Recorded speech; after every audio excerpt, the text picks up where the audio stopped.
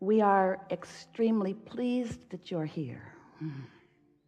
It is good to come together for the purpose of co-creating. Do you agree? You're knowing what you're wanting? Yeah. Are you enjoying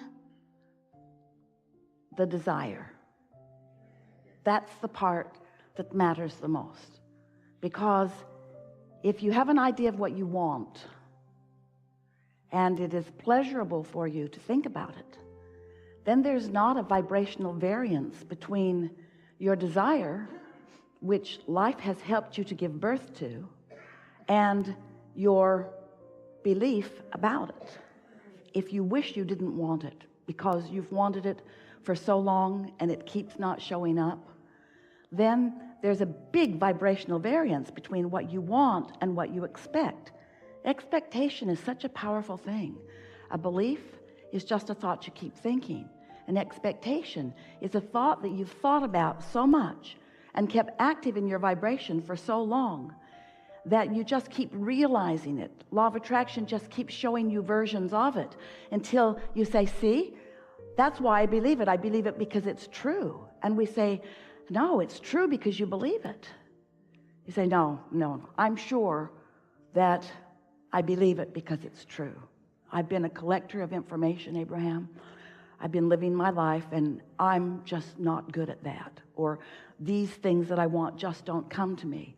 And we say, but the reason they don't is because you think they don't. And you say, yeah, but I think they don't because they don't.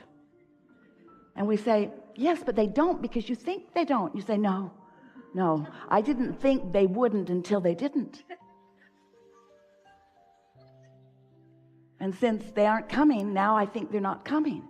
And we say, well, somehow you've got to figure out how to break that cycle, because the universe is not giving you what you're saying with your words. The universe is giving you what you're offering vibrationally. And what you're offering vibrationally, in other words, the universe is giving you what you mean. The universe is giving you what you expect. The universe is giving you what you've practiced thinking about. And so we get it, that it's not the easiest thing in the world. In fact, it might be one of the hardest things in the world to think differently than what is, because you have become so very good in your observation of what is, in your assessment of what is, in your restating of what is, in your documenting of what is, in your regurgitating of what is, in your seeing, hearing, smelling, tasting, touching, in your physical translation of what is feels pretty solid to you. But we want you to know it isn't solid, it's changing all the time. But in many cases, it's just changing to more of the same because that's what you're thinking about. Do you get that? It's not holding steady. It's changing to your current expectation. But if your current expectation is just like the one you had yesterday and the one you had the day before and the one you had the day before, then it holds steady and you say, see? That's why I believe it. I believe it because that's how it is. And we say, no, it is because that's what you believe. Oh, Abraham, not that again, please, not that again. So we want to help you to realize that you are so much more than this physical being that you know as you, this magnificent physical being that you know as you, that you are an extension of source energy, and that source energy part of you exists even now. All of you didn't come forward into this personality. The larger part of you remains as this eternal consciousness, non-physically focused, pure positive energy. But here you are in this body, in this personality, and most important, in this current opinion, in this belief, in this expectation. Here you are offering a vibration that law of attraction is responding to. But the most important thing to realize about that is that the reason that you feel the emotions that you feel is because that inner being part of you, that source energy part of you, that non-physical part of you, that eternal, always eternally being part of you is having right here, right now, an opinion right here, right now about the very same thing that you're having an opinion about right here, right now. In other words, when you see that guy and you just hate that guy, so annoying in this way and this way and this way, the reason that you feel the discomfort that you would call hatred or whatever it is that you're feeling, is because the source within you feels differently. Once we got Esther's attention about that, she said to us a few hundred times, Abraham, you clearly need more information about this. I'm sure if you knew what I know, you would not be sitting on your airy fairy cloud. If you knew what I know, you would feel about this like I feel about this.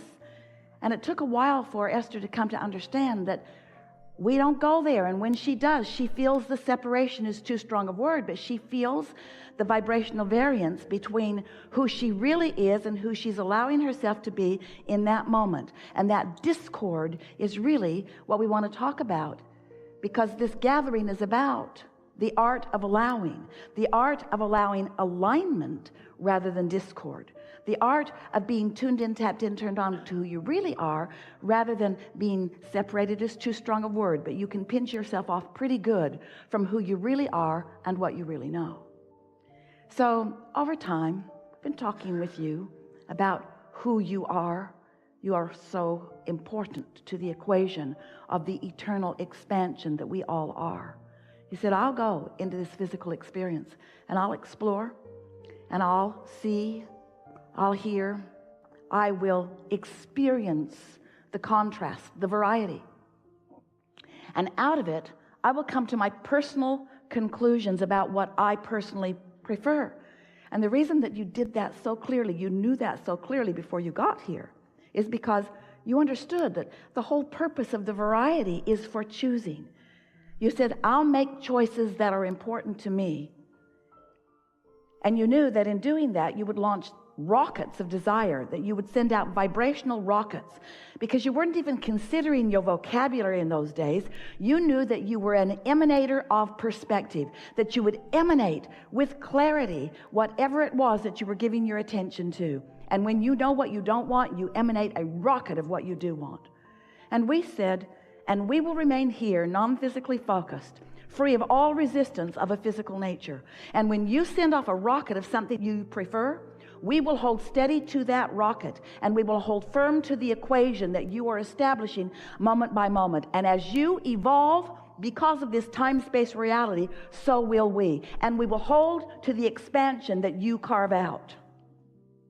And you said, okay. Sounded really good to you, because you knew that as we held to that expansion, that you would be able to tell in every moment by the way you feel how close to your expanded version you are holding, or how much you have deviated from it, you see. So your emotions let you know. If you're feeling wonderful, that means you've launched lots of rockets of desire, and you are in this moment not offering a thought, belief, or expectation that contradicts the desire that you hold. You're right up to speed with who you are. And in that moving with the flow of who you really are, you feel elation, you feel passion, you feel exhilaration, you feel really good, you feel love and appreciation, you feel joy. But if you are feeling frustration or overwhelmment, if you are feeling angst of any kind, if you are feeling anger, or if you are feeling grief, if you are feeling revenge, or any of those negative emotions that feel like despair or fear, then that means that your perspective in this moment is so far apart from the perspective of your source about the same thing. That's the most important thing to understand. It isn't that we are focused upon something entirely different and that's why we feel good. We're focused upon what you're focused upon and we feel good. And that is, no matter how you try to figure it out, what unconditional love really is. We maintain our alignment with that which is love, regardless of the condition. Now, Esther wants to say, well, Abraham, if you were in the condition where I am, you might be feeling differently. And we say, do not argue for your conditional limitations. If you will distract yourself from the condition that is causing you the separation from all that you are, from all that we are, from that which is life, from that which is love, from that which is source, if you'll just cut that out, you'll feel good. In other words, it's like the cork is bobbing up there on the surface of the water. You can hold it under the water. That's what negative emotion is. But when you let go of it, when you're distracted from whatever you're doing that's holding it down, it will bob right back to the surface where it belongs. And you are the same. If you're not bobbing, it's because you've got hold of things unnecessarily. You're holding the conditions of those unnecessary things in your thought patterns, and in doing so, you're practicing them, because you think a thought for 17 seconds and another thought like it joins it. It doesn't take very much attention to something to get enough momentum going that you can cause what feels like true separation from your life, from your joy, from your clarity, from your abundance, from your well-being, from who you really are. So, cut it out. We are eager to talk with you about whatever is important to you. There is no order of business here. Nothing is off limits. What you will notice is a wonderful unfolding, because we had this gathering before we dragged your physical bodies here. In other words, who you are, what you've been living, what you want, is all part of the vibrational mix of all of this. So together, just going to find a way to sort it out with the powerful intention of helping you to close that gap between who you really are and who you may be allowing yourself to be in any moment. Life is supposed to feel really good to you. You're supposed to be having a wonderful time. You are supposed to feel good. But in order to do that, it takes some deliberate attention. It takes some deliberate focus, which means mostly it means you got to care about how you feel. You got to care so much about feeling good that you are willing to pay the price of feeling good. You have to care enough about feeling good that you are willing to use your emotions to help you in the choice of thought. And that's what deliberate creation is. So once you begin to put this emotional translation in the mix, once you begin to recognize that how you feel matters most of all, because how you feel is your in-the-moment indicator of how much of you are allowing to be present in this moment. If you knew how much backup you've got, if you knew how many advocates you have advocating on your behalf, you see, we know everything that you're asking for and where it is and what the path of least resistance to it is. We know where everything you want is and where you stand in relationship to it. That's a good thing. It's a good thing for you to know somebody who knows that, you see. But you've got to be in a place where you can receive. Esther says, oh, but Abraham, you and Jerry, all you dead guys, there's no such thing as that. You are so subtle now. You are so subtle. I have to tune myself so precisely to your frequency in order to hear you. Can't you be less subtle? And we say, tuning is subtle. Tuning to the frequency of who you are and what you want, it takes some practice. But it's an easy thing to do if you care about how you feel. Because if you care about how you feel, you're just not going to entertain those thoughts that don't feel good. You're just going to find yourself more and more shying away from them, which is to say shying away from or toward something else. In other words, there's no such thing as exclusion in this attraction-based universe. You sort of kind of get that? There's no such thing as no. When you look at something that you really want and you say yes to it, you are including something that you want in your vibration.